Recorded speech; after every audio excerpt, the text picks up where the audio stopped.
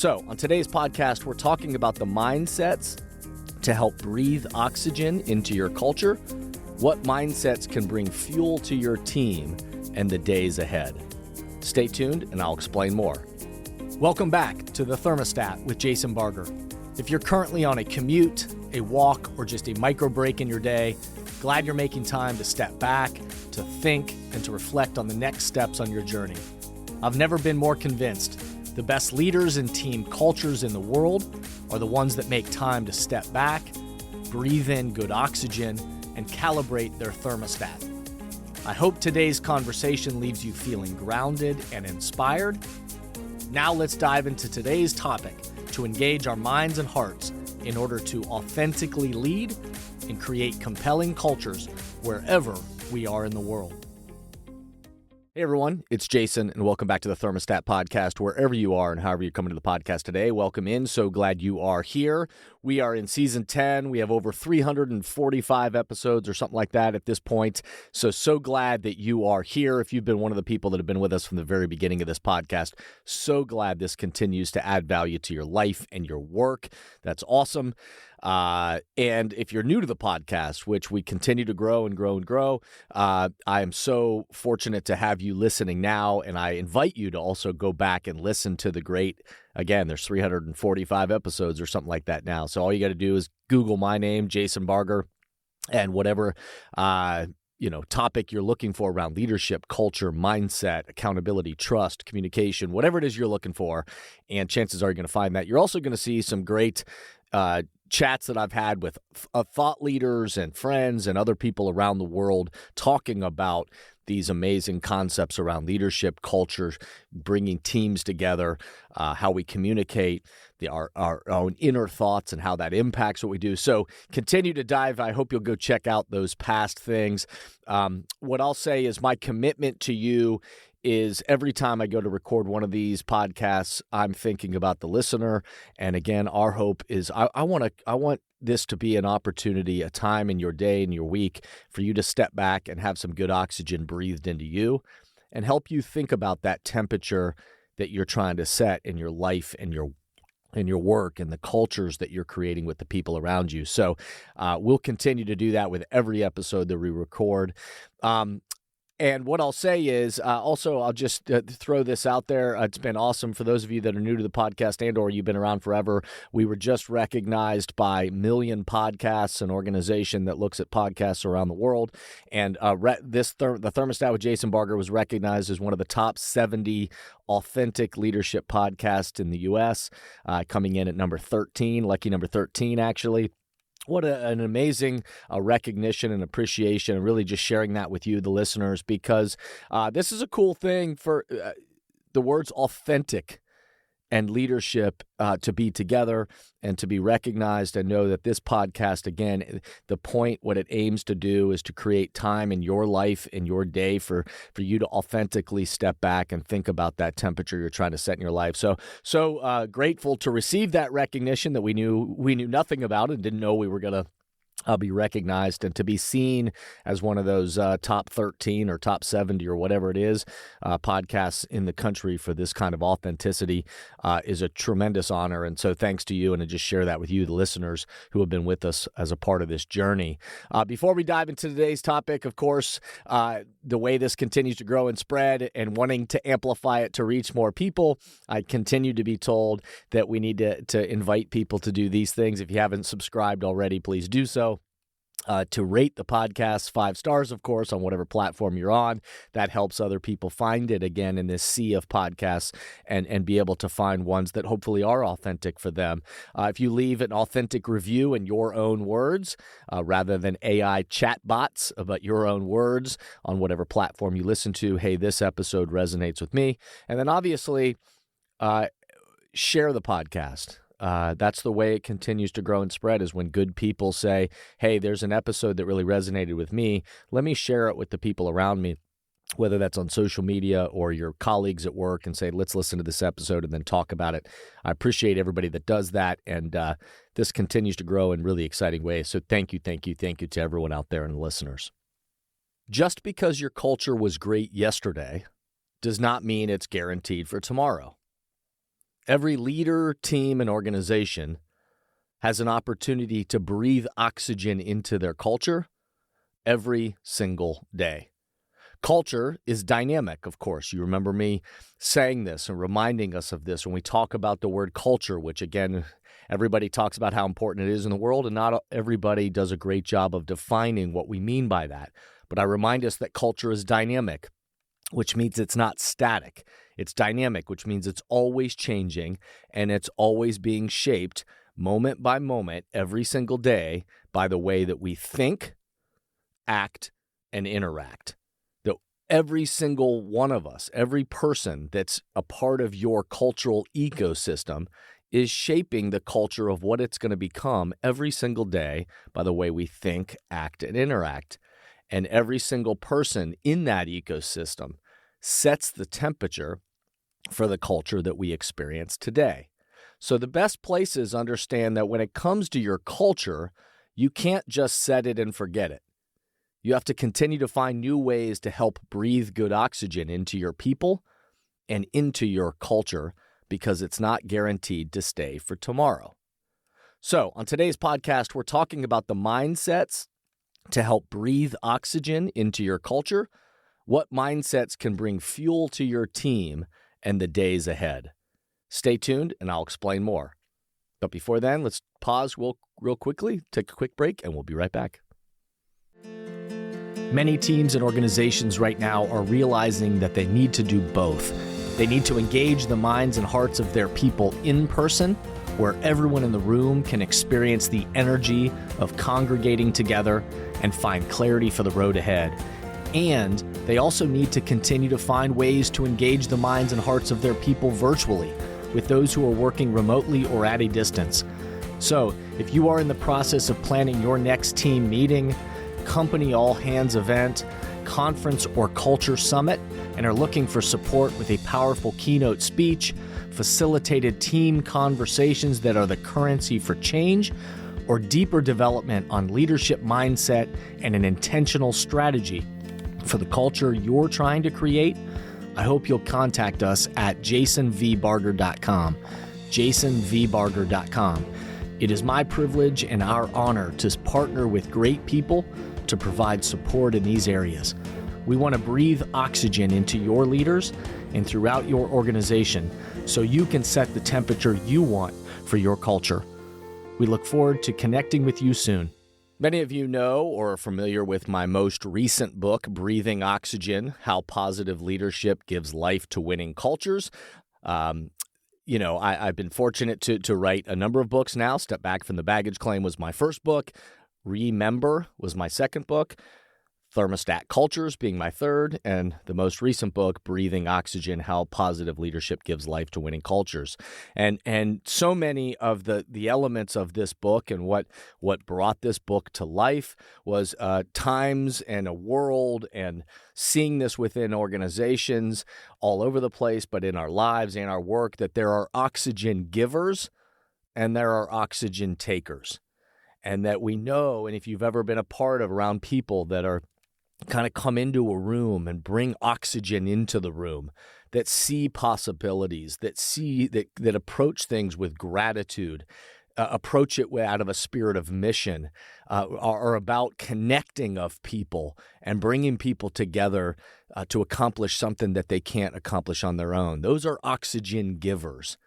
And then and you've been a part of, and you've probably been a part of, unfortunately, some meetings or some teams or in environments socially where there are also just oxygen takers, people that come into spaces or in opportunities and they just suck the life out of the room by gossip or blame or pointing fingers or, that will never work. And it's often this, they're not rallying people towards something. They're kind of dividing people and pointing out what won't work. And they often just kind of suck the oxygen out of the room. And so when I talk about oxygen givers and oxygen takers, that's some quick kind of definition of what I mean by that. We know, and through my research leading into writing this book, that we know our brains use about 25% of the oxygen that we take in to fuel our organs and basic functions. And a lack of oxygen stunts our abilities to think, to move, and to make decisions. And so the same thing is true in our relationships and in our teams and organizations. Is when our oxygen is stunted, our ability to really think and move and reason and make decisions gets stunted. The National Science Foundation study says that humans have anywhere between 12,000 to 60,000 thoughts in an average day. I'll let you decide what end of the spectrum that you fall on, whether that's closer to the 12,000 thoughts in a day, or if you're a rapid high thought person, maybe up closer to the 60,000 thoughts, but you can decide that. And in that research that the National Science Foundation did, they identify that 80% of the thoughts of those 12,000 to 60,000 thoughts that we have each day, 80% of those are identified as negative thoughts. And they are kind of negative leaning. And 95% of the thoughts, they say, are repetitive. And so what does this do to ourselves, let alone our worldview, our perspective, our mood, our functions, the way our brains work, how cluttered they might be in our decision making, if they're cluttered with this kind of negative, toxic air and a lack of oxygen that's maybe stunting the way that we might be able to think. So, in a world full of rapid change, obstacles, technological advances, divided opinions, gossip, blame, etc., the best leaders, teams, and organizations know that part of their duty to steward the culture is to breathe good oxygen into their people and into that future culture they're trying to create. And what we know, not only by research, but also by leading this and being a part of this in many different organizations and also studying this for now 17 years, is that the best leaders, teams, and organizations that are creating these cultures, none of which are perfect, but they are intentional. And there's consistency that's connecting and breathing oxygen in to that culture that they're trying to create for the future. So we need good air to breathe so that we can navigate our way through the fog that ends up happening to all of us in our lives or in our organizations. And some people and some teams, we know it's easy for them to get pulled into breathing that toxic air. It's easy to get pulled into negativity and gossip and blame. It's easier oftentimes as humans to walk out of the meeting and go find the people that will just agree with us and then just kind of talk and do that triangulation stuff that I've talked about on other episodes where we pull people into this and we just get trapped in this loop of negativity and gossip and blame.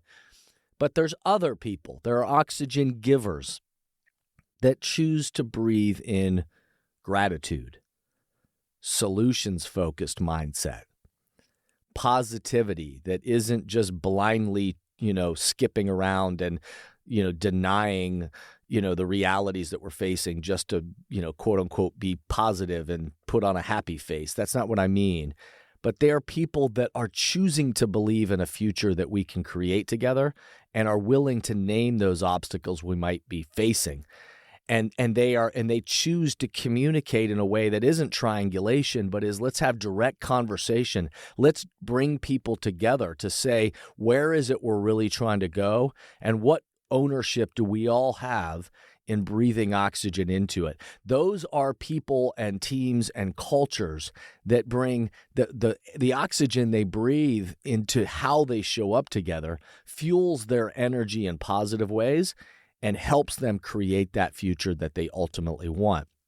So let's stop for a second and step back to breathe and to think about, are we even aware in our own lives of the factors, the conditions, the people, the situations, the activities that breathe good oxygen into us?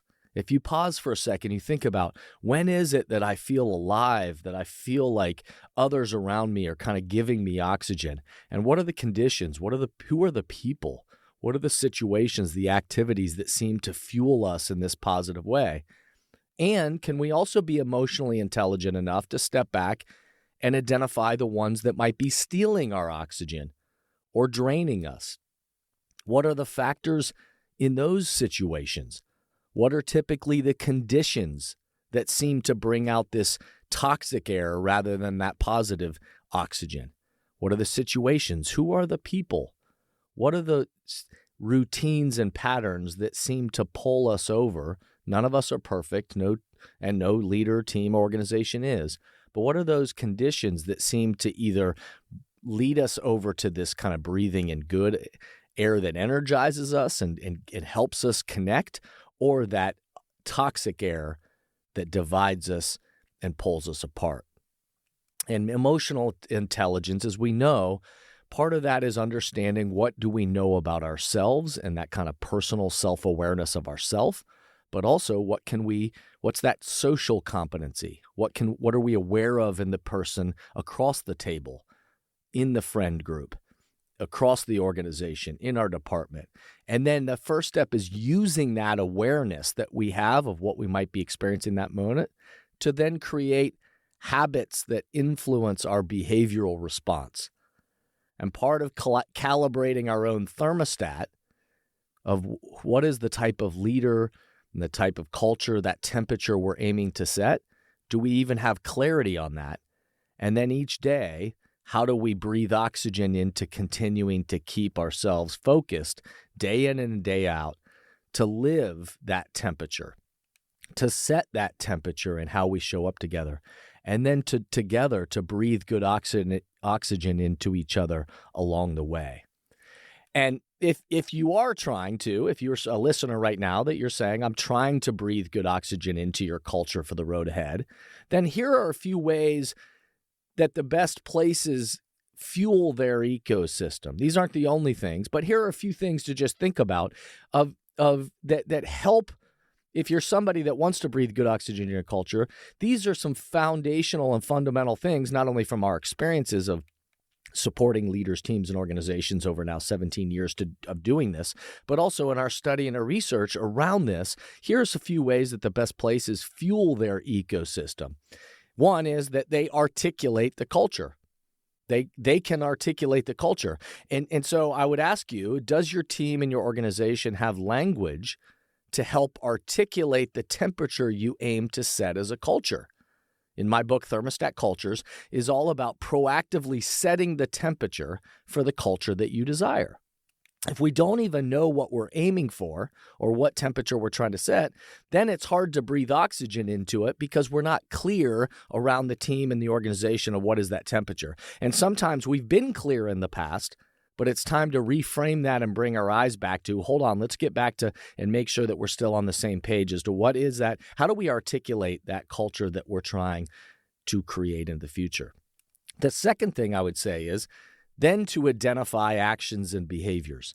Identify actions and behaviors. Identify actions and behaviors that give oxygen to the culture that you desire. And what are the actions and behaviors that are toxic to the ecosystem? Involve your people in participating in identifying these behaviors. What do they see? What are examples of actions and behaviors that breathe oxygen into the people and into that mission and that culture you're trying to create? And what are the ones that kind of steal the oxygen, stunt our decision making, are toxic to the air that we're trying to breathe? We know that our people, more and more in studying of human behavior, that people want to be owners in the future culture that you will create together. They want to be a part of that. And so if you already have the language or that clarity on action and behaviors, then great. It's an opportunity to use that as a tool. And then if not, there's an opportunity to create that together.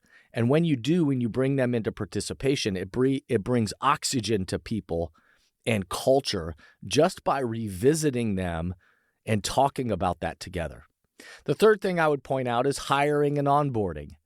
How will you breathe, how we breathe good oxygen into people during the hiring process and then help them onboard into the team or the organization in ways that help them see the contributions they make to the ecosystem and how their role is a part of this culture. Not just a job to do, but it's a part of us creating that future culture. That helps breathe oxygen into people. The first 90 days of somebody's entry into your culture should be helping them learn how to breathe and contribute other good habits and oxygen to their work.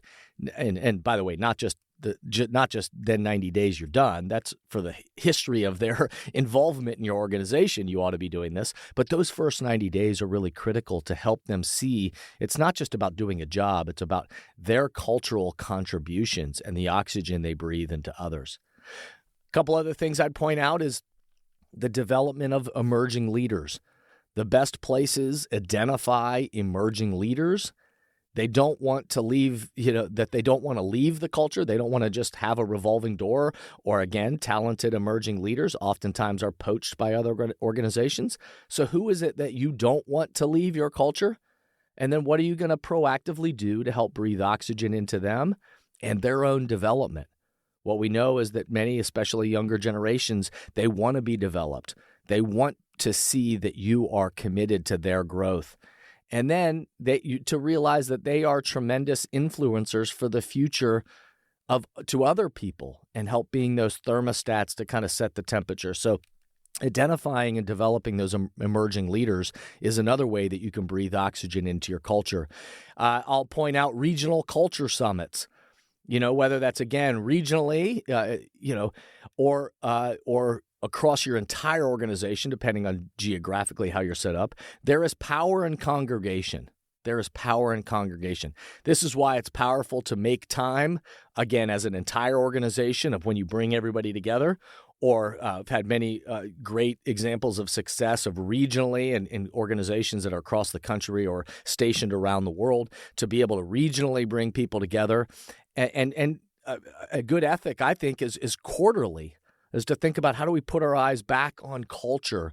And again, it should be our eyes should be on culture in everything we do and in every single day, in every moment, by the way we think, act, and interact, but to be thinking thoughtfully and intentionally about when is it we create the power in congregation to bring people's eyes back together, to connect those dots of not just what we do, but how we do it, and to help breathe oxygen into the collective efforts for how we do what we do and the impact that it has. And the last one I'll just point out is ongoing leadership development. The culture doesn't just magically stay the same. We know that. In fact, because it's always changing. So the culture could be going in the direction you don't want it to go, or it's going to continue to grow and develop in that direction, but intentionally. So it's not going to just magically happen. The leadership team needs to continue to model the consistent temperature the organization aims to set. And then also they can continue to find ways to help them breathe oxygen into themselves. To be in a position of leadership can be lonely. And sometimes we can start to drift and complacency sets in. But as a leadership team, we need to continue to challenge ourselves to say, are we being the best thermostats for this organization? And how can we then be stewards of that culture? And how can we continue to challenge ourselves to breathe oxygen into that culture that we want it to become? Because it's not just realistic to think it's going to magically fall in place. We need it to be intentional and consistent. So as always, I'll leave you with a few questions to ponder for today's episode. What habit, activity, practice would help breathe good oxygen into you to fuel you this week, this month, this year? What air do you need to breathe? What toxic or unhealthy situations, gossip, negativity, blame, certain people do you need to then maybe step back from or think about how do you communicate differently with them? And lastly, what intentional strategies will you deploy in the coming months to breathe good oxygen into your people and your culture? I hope today's episode got you thinking in some good ways. I hope you breathe good oxygen in appreciation and gratitude for all the things that are within our control. The fact that we get to be thermostats to the people in our lives, thermostats for our own lives first and foremost, of who we want to be in the world and what we're aiming for. But then also to be those people that breathe oxygen into the people around us and help us connect people rather than to divide people. If today's episode got you thinking in some good ways, that we're so glad. We hope again that you'll, if you have questions, if you have thoughts, feedback for us, I hope, or if we can be helpful to the development of people and culture in your organization, I hope you'll track us down through the jasonvbarger.com website, jasonvbarger.com, or you can email us info@jasonvbarger.com. I hope you'll continue to keep tuning into this. I hope, I hope if you haven't already done this, subscribe, rate the podcast, of course, 5 stars, leave an authentic review in your own words, and share episodes that mean something to you and to bring your people together to have conversations that will be the currency for change. And remember, the best teams, the best leaders, the best cultures, they stimulate progress by recalibrating that thermostat together and then intentionally breathing oxygen into each other. So lastly, I'll remind you to step back, remember, be a thermostat, and breathe good oxygen. Thank you for listening to today's podcast, and I hope the messages and questions stimulate positive change along your path. As always, if these messages resonate with you and add value to your life, I hope you'll help amplify them throughout the world. Please rate, comment, and share on whatever podcast or social media platform you're using, and share this podcast with the people in your life or work who should be part of these conversations. That way, this spirit does, in fact, spread. If these messages or developing leaders and culture would be helpful to you and your organization, please contact us at jasonvbarger.com, jasonvbarger.com. And remember, we are all ambassadors for the culture we want to create in our life and work. We have to own the vision we want to be a part of.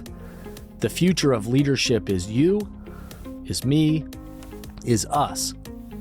Be a thermostat.